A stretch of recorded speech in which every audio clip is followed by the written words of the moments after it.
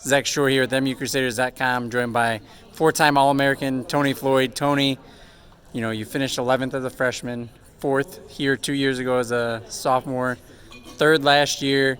You end up 2nd this year. Obviously, the goal is to be a national champ, but, how are you feeling? What's it like to be a four-time All-American? Honestly, I think it shows the hard work that I put in from the start, from the moment that I got here 4 years ago. I did really want to win today. I put myself in a position to do that. I led the race when I needed to. I pushed the pace when I needed to.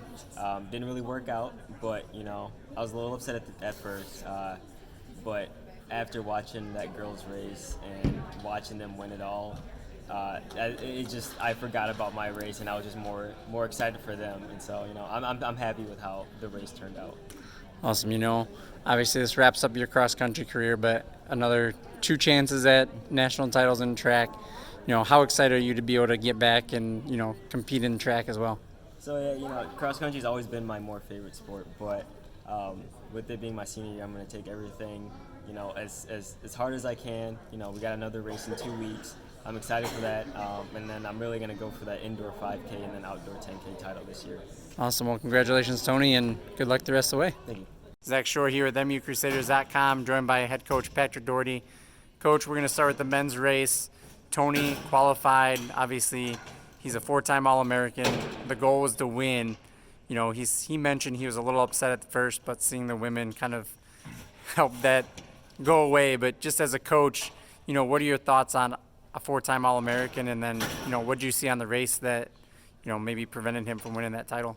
Well, having him come here was a blessing to begin with. I mean, we were at that point. We got Tony 4 years ago. I wouldn't say we're fledgling. We're like had individuals. We all conference, go to nationals, but we're never close team-wise to doing much. And when we added track and field, his class came in. It's huge, obviously a huge difference. And then getting somebody like Tony, who can ran at any D1 school in the country, to come to us, because we want to stay close to home. He was comfortable with how we did things. Was a huge benefit for us, and he doesn't need a lot of coaching, which is fantastic. He's so skilled and such an elite athlete, just an aerobic animal, a VO2 max animal that doesn't need a lot of coaching. Doesn't need a lot of reinsurance. He's not arrogant, but he doesn't need a lot of reinsurance either. So he's been probably the easiest person, to be honest with you. My best runner I've ever coached and the easiest one to coach.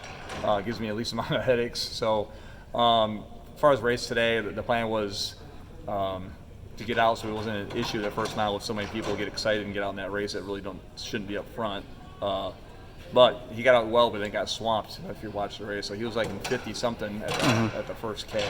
And then right before the first mile, he passed like 30 people and jumped up to like 2nd place. I don't know if you were able to watch that, but it was a pretty cool move by him.